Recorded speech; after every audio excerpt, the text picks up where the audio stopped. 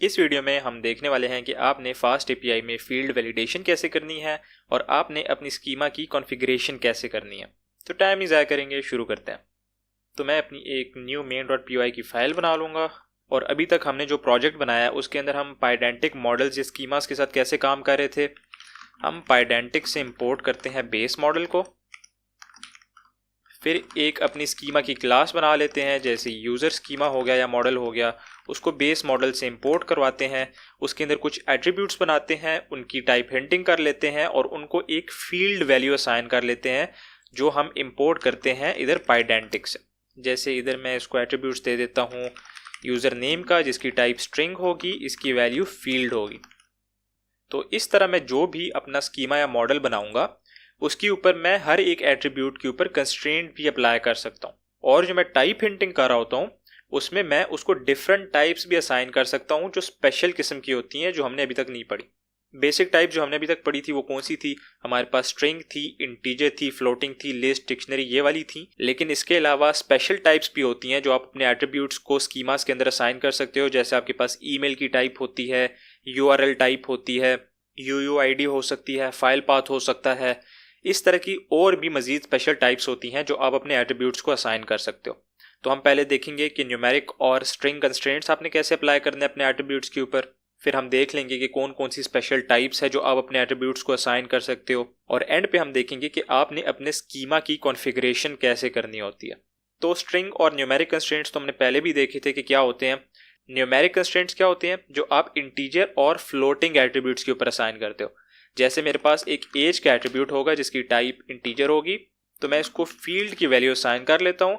इसके अंदर मैं इसके ऊपर न्यूमेरिक कंस्ट्रेंट्स अप्लाई कर सकता हूँ, यानी इसकी वैल्यूज को लिमिट कर सकता हूँ या एक स्पेसिफिक रेंज के अंदर फॉल करवा सकता हूँ। इसके ऊपर चेक्स अप्लाई कर सकता हूँ। जैसे मैं चाहता हूँ कि जो भी बंदा मेरी साइट के ऊपर रजिस्टर कर रहा है उसकी एज 18 से कम ना हो, तो मैं क्या कर सकता हूँ?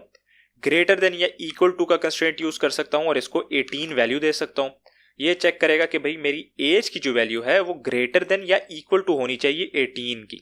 इसी तरह आपके पास दूसरा कंस्ट्रेंट आता है लेस देन इक्वल टू। आप इसको भी कोई वैल्यू दे सकते हो, जैसे 10 होगी।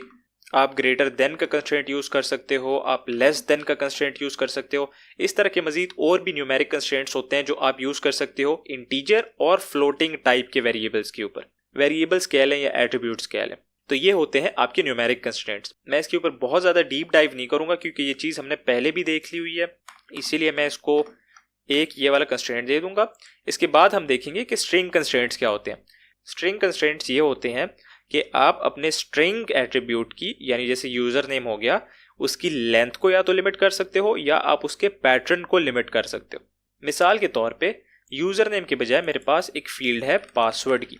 पासवर्ड मेरा एट्रीब्यूट है, मैं चाहता हूं कि इसका एक स्पेसिफिक पैटर्न हो, तो मैं क्या कर सकता हूं? इसको एक पैटर्न दे सकता हूं और इसके अंदर इसको रेजेक्स असाइन कर सकता हूं, जिसके अंदर मैं चेक्स अप्लाई कर सकता हूं कि भाई इसके अंदर एक कम से कम स्पेशल कैरेक्टर होना चाहिए, एक लेटर होना चाहिए, एक नंबर होना चाहिए, इसकी लेंथ जो है वो मिनिमम 8 होनी चाहिए। तो इस तरह के कुछ चेक्स है जो मैं अप्लाई करवा सकता हूँ। तो मैं इसको कोई पैटर्न दे सकता हूँ, फिर मैं इसके ऊपर मिनिमम और मैक्सिमम लेंथ के चेक्स भी अप्लाई कर सकता हूँ। मेरे पास मिनिमम लेंथ का एक पैरामीटर होता है, मैं वो यूज़ कर सकता हूँ। फिर इसके बाद मेरे पास एक मैक्सिमम लेंथ का पैरामीटर होता है, मैं वो यूज़ कर सकता हूँ इसके ऊपर स्ट्रिंग कंस्ट्रेंट्स अप्लाई करने के लिए। तो स्ट्रिंग कंस्ट्रेंट्स के ऊपर भी हमने पहले एक वीडियो में बात की है, इसलिए इसके ऊपर भी मैं बहुत ज़्यादा डीप डाइव नहीं करूँगा। लेकिन बताने के लिए, आपको समझाने के लिए, स्ट्रिंग कंस्ट्रेंट्स क्या होते हैं? जो आपकी स्ट्रिंग की कैरेक्टरिस्टिक्स को लिमिट करते हैं। और न्यूमेरिक कंस्ट्रेंट्स क्या होते हैं? जो आपके नंबर्स की कैरेक्टरिस्टिक्स को लिमिट करते हैं। अब हम देख लेते हैं कि आपके स्पेशल टाइप्स ऑफ एट्रीब्यूट्स क्या होते हैं जो आप अपने स्कीमा के अंदर असाइन कर सकते हो। आपके स्पेशल टाइप ऑफ एट्रीब्यूट्स कौन से होते हैं? आपका ईमेल एट्रीब्यूट होता है। मैं एक ईमेल एट्रीब्यूट इधर बना लूंगा। अब इसको मुझे ईमेल की टाइप हिंट करनी पड़ेगी। जैसे मैं एक स्ट्रिंग एट्रीब्यूट बनाता हूं तो मुझे उसको हिंट करना पड़ता है कि ये स्ट्रिंग टाइप है। तो ईमेल के लिए मुझे इधर एक ईमेल की टाइप हिंट करनी पड़ेगी। और ऐसे ही अगर मैं किसी और स्पेशल टाइप का एट्रीब्यूट असाइन करना चाहता हूं तो मुझे उसकी स्पेशल टाइप उसको हिंट करनी पड़ेगी। तो वो टाइप्स मैं कहां से इंपोर्ट करूंगा? वो टाइप्स भी मैं पाइडेंटिक से ही इंपोर्ट करूंगा। जैसे पाइडेंटिक के अंदर मेरे पास एक ईमेल स्ट्रिंग की टाइप होती है, मैं वो इंपोर्ट कर सकता हूँ। मेरे पास यूयूआईडी की एक टाइप होती है, मैं वो इंपोर्ट कर सकता हूँ। मेरे पास HTTP URL की एक टाइप होती है, मैं वो इंपोर्ट कर सकता हूँ।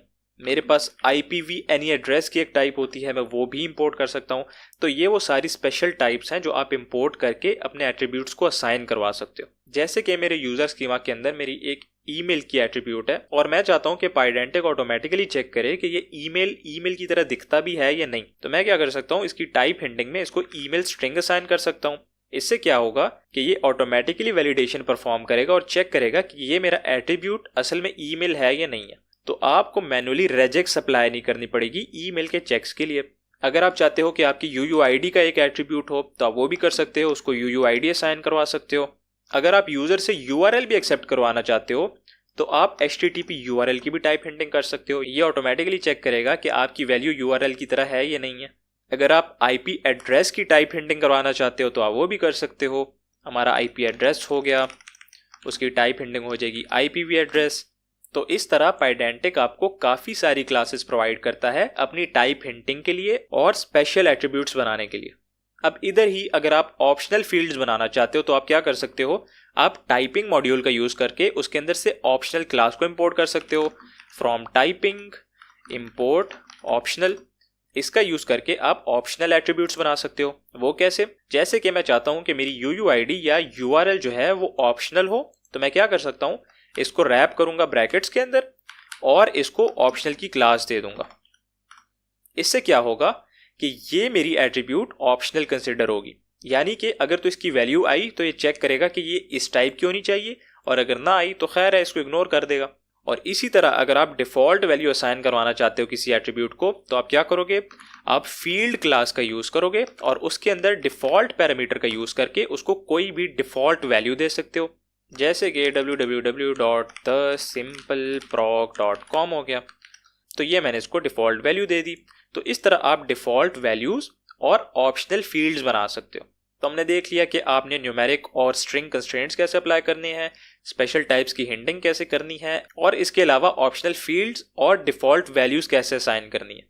अब हम देख लेते हैं कि आपने अपने स्कीमा की कॉन्फ़िगरेशन कैसे करनी है। तो अपने स्कीमा की कॉन्फ़िगरेशन करने के लिए आपको अपने स्कीमा के अंदर ही एक सेकेंडरी या इसकी चाइल्ड क्लास बनानी होती है जिसका आप नाम रखते हो कन्फिग का। तो मैं एक कन्फिग क्लास बना लूँगा, कन्फिग। इसको आप कुछ भी इनहेरिट नहीं करवाते, ये सिंपल क्लास होती है और इसके अंदर कुछ एट्रीब्यूट्स होते हैं जो as a default fast API consider करता है कॉन्फ़िगरेशन के लिए। मिसाल के तौर पे अगर मैं चाहता हूँ कि मेरा ये जो स्कीमा है इसके अंदर एडिशनल वैल्यूज़ कोई भी ना आए, यानी मेरे जो ये 4 एट्रीब्यूट्स हैं मैं इन 4 को कम करके फ़िलहाल के लिए एक ही कर देता हूँ कि मेरा ये एक एट्रीब्यूट है, मैं चाहता हूँ कि यूज़र सिर्फ एक ही एट्रीब्यूट बॉडी के अंदर भेजे, इसके अलावा और कोई भी एट्रीब्यूट ना भेजे इसके साथ। तो मैं क्या कर सकता हूँ, मैं कॉन्फ़िगरेशन क्लास के अंदर जाके एक एट्रीब्यूट की वैल्यू असाइन कर सकता हूँ जिस एट्रीब्यूट का नाम है एक्स्ट्रा। इसकी वैल्यू मैं क्या करूँगा, फॉरबिड कर दूंगा। इससे क्या होगा कि अगर मैं अपनी बॉडी के अंदर ईमेल के साथ कुछ और भी एट्रीब्यूट सेंड करता हूं तो वो रिजेक्ट हो जाएंगे और मुझे एक एरर मिल जाएगा। तो मैं सिंपल क्या करता हूं, एक एंड पॉइंट बना लूंगा, इधर फास्ट API से फास्ट API को इंपोर्ट कर लूंगा, from fast API import fast API। अपनी एक ऐप बना लूंगा, app is equal to fast API, इधर से एक इक्वल टू हटा दूंगा और इधर जाके एक सिंपल एंड पॉइंट बना लूंगा, app.post/async define home return message working। और इधर बॉडी के अंदर क्या करूँगा, यूज़र और यूज़र स्कीमा, मैं इधर इससे बॉडी एक्सेप्ट करवा लूँगा। तो मैं इसको रन कर लूँगा, CD डाटा वैलिडेशन और यूविकॉन मेन के अंदर ऐप है और रिलोड। अब मैं क्या करूँगा, अपना थंडर क्लाइंट ओपन कर लूँगा, इधर एक न्यू रिक्वेस्ट भेजूँगा। न्यू रिक्वेस्ट होगी मेरी लोकल होस्ट 8000 के ऊपर, लोकल होस्ट 8000, और इसके ऊपर मैं एक पोस्ट रिक्वेस्ट भेजूँगा जिसकी मेरे पास बॉडी होगी। बॉडी के अंदर मैं क्या करूँगा, ईमेल के साथ इसको कुछ और भी दे दूँगा। ईमेल है मेरा test@gmail.com और ईमेल के साथ मैं इसको यूज़र नेम भी दे देता हूँ फ़िलहाल के लिए, यूज़र नेम, और ये हो जाएगा टेस्ट। अब मैं जब इसको सेंड करूँगा तो ये देखो कि मुझे एक एरर मिल गया कि एक्स्ट्रा फॉरबिडन। मैंने क्या कहा था आपको कि एक्स्ट्रा फॉरबिड हो जाएगा, यानी एक्स्ट्रा वैल्यूज़ मैं नहीं सेंड कर सकता। मेरे पास एक ईमेल एट्रीब्यूट है तो मुझे सिर्फ ईमेल ही सेंड करना है। मैं इसको इधर से हटाऊँगा, अब सेंड करूँगा तो अब वर्क कर रहा है, मुझे रिस्पॉन्स मिल गया। तो अगर आप इस तरह की अपनी स्कीमा की कॉन्फ़िगरेशन करना चाहते हो तो आपको कॉन्फ़िग क्लास का यूज़ करना पड़ता है और उसके अंदर कुछ प्री डिफाइंड एट्रीब्यूट्स होते हैं जिनकी वैल्यूज़ को सेट या चेंज करना होता है।